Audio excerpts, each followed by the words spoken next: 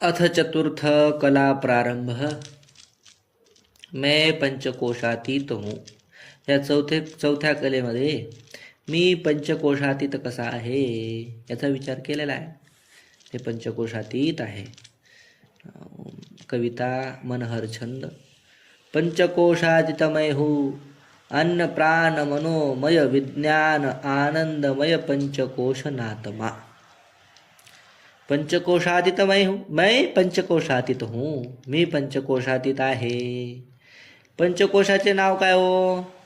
तर अन्नमय कोश, प्राणमय कोश, मनोमय कोश, विज्ञानमय कोश, आनंदमय कोश हे पंचकोश आहेत. आणि हे कसे आहेत? यांचं स्वरूप काय? नात्मा. हे आत्मा नाहीत. पंचकोश जरी असले तरी हे आत्मा नाहीत. हे आपलं काय स्वरूप नाही.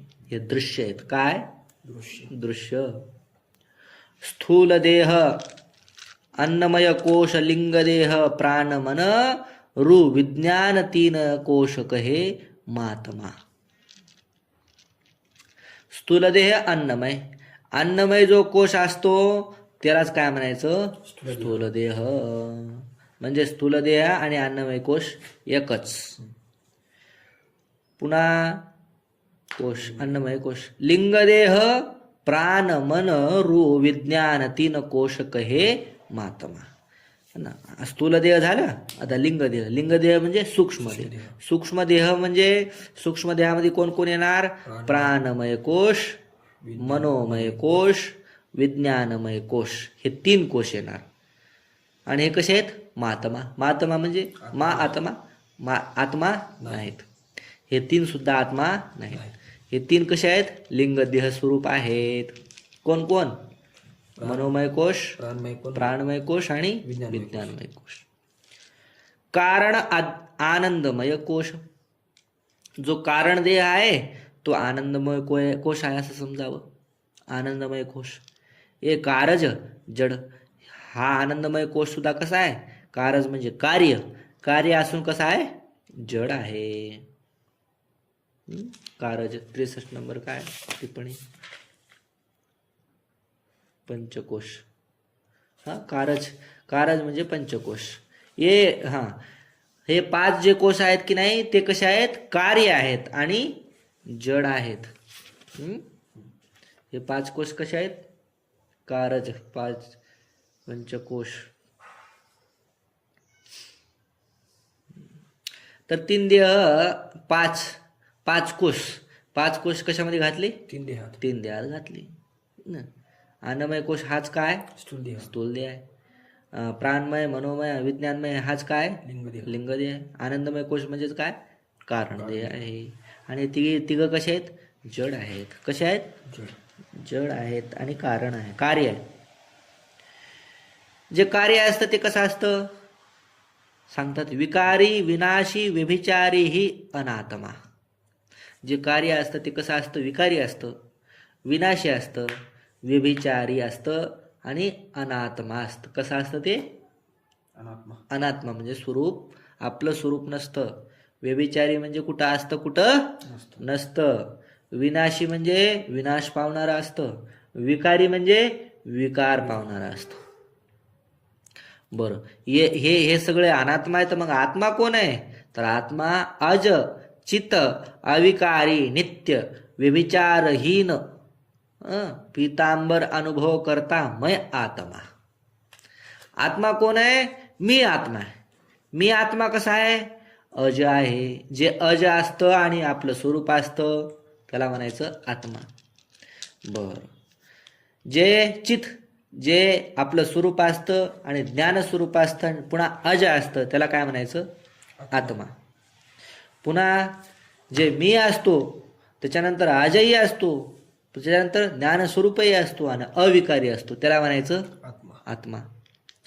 जे मी असतो, जे अज असतं, चित्त असतं, अविकारी असतं, नित्य असतं त्याला काय म्हणायचं? आत्मा. आणि आत्मा असून माझं स्वरूप असून ते कसं आहे? अव्यभिचारी, व्यभिचारहीन, व्यभिचार रहित ना. कुठं आहे कुठं असं नाही, सगळीकडं माझं स्वरूप आहे असं म्हणण्यापेक्षा माझ्या स्वरूपावरच सगळं काही आहे. म्हणून मी कसा आहे अव्यभिचार व्यभिचारी व्यभिचारहीन अनुभव करतामय आत्मा असं अनुभव करणारा मी काय आत्मा आहे. सर्वांना अनुभव करतो मी आणि मी मात्र कसा आहे अनुभव स्वरूप आहे.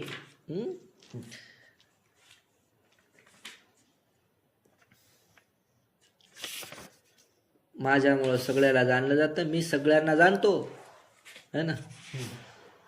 मी जाणल्या जात नाही. कारण काय मी आत्मा आहे. कळलं.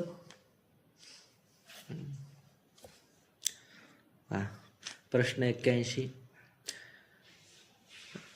पंचकोशातीत कहे क्या. पंचकोशातीत म्हणजे काय. पंचकोशातीत कहिए पांच कोशन ते मैं अतीत नाम न्यारा हूँ. पंचकोशातीत म्हणजे 5 कोशाहून, अतीत म्हणजे वेगळा आहे. पंचकोशाहून मी वेगळा आहे, यालाच काय म्हणायचं मैं पंचकोशातीत हूँ. कोश कहिए क्या है. कोश म्हणजे काय हो. उत्तर कोश नाम तलवार के म्यान का और धन के भंडार का और कोशागार नाम कीड़े के ग्रह का है. कोशकार नामक कीड़े के ग्रह का है. तिनकी न्यायी पंचकोश आत्मा को ढापे है. याते अन्नमय आदि भी कोश कहावे है. कोश कशाला म्हणायचो. तो कोश म्हणायचं तलवार ठेवायच्या म्यानेला. कोश म्हणायचं धन ठेवायच्या भंडाराला. आणि कोशकार नावाचा जो किडा आहे की नाही कोसला, त्या कोसला नावाच्या किड्याचं जे घर असतं त्याचं बी नाव काय कोश. आणि तिनके न्याय पंचकोश आत्माकू ढापे. त्या जसं तलवारीला म्यान झाकून देते है ना. धनाच्या भांडार घर जे आहे ते कशाला झाकून देतं धनाला.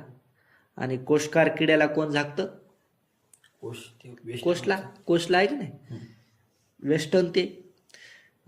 त्याप्रमाणे हे जे पंचकोश आहेत की नाही हे 5 कोश कोणकोणते अन्नमय प्राणमय मनोमय विज्ञानमय हे कोश आनंदमय हे कोश आत्म्याला झाकतात.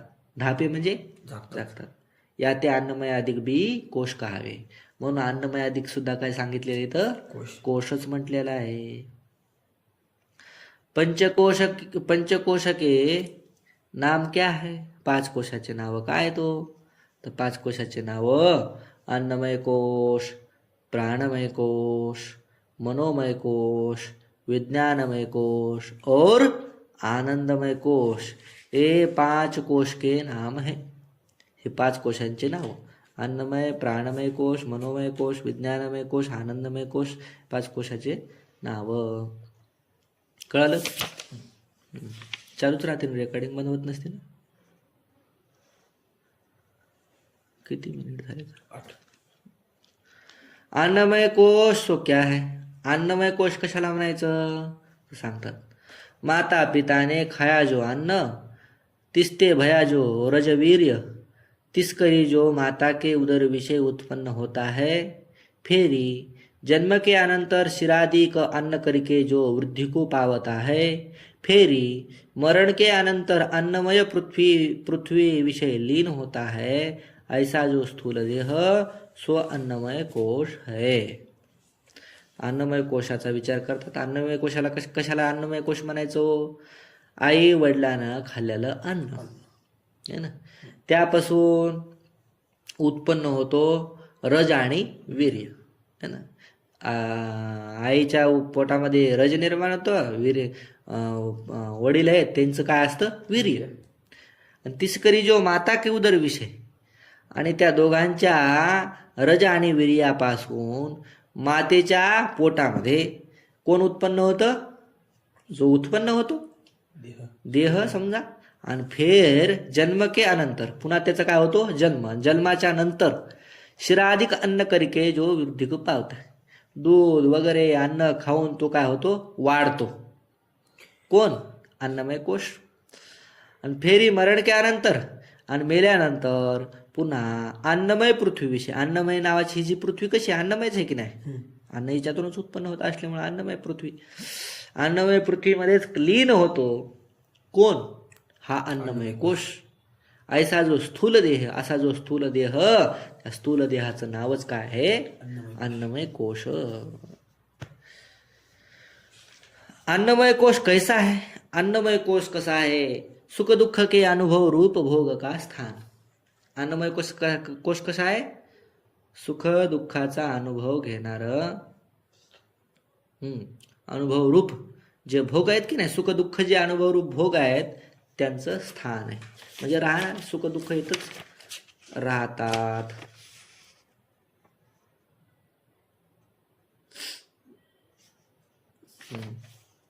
भोगायतनम शरीरम आहे की नाही? भोगायतनम शरीरम, भोगाचं राहण्याचे ठिकाण. पर अन्नमय कोशते मैं न्यारा हूं यह कैसे जानना. अन्नमय कोशाहून मी वेगळा आहे कसं जाणायचो? तर सांगतात, जन्मते प्रथम और मरणते पीछे. अन्नमय कोश स्थूल शरीर का अभाव है, या ते यह उत्पन्न विनाशवान होने ते घटके न्याय कार्य है. और मैं सदा भाव रूप हूँ, या ते उत्पत्ति नाश रहित होने ते इससे विलक्षण हूँ. या ते यह अन्नमय कोश मैं नहीं और मेरा नहीं, यह स्थूल देह रूप है. मैं इनका जानने हारा आत्मा इससे न्यारा हूँ. इस रीति से अन्नमय कोश ते मैं न्यारा हूँ यह जानना. अन्नमय कोशाहून स्वतःला वेगळं कसं जाणायचं?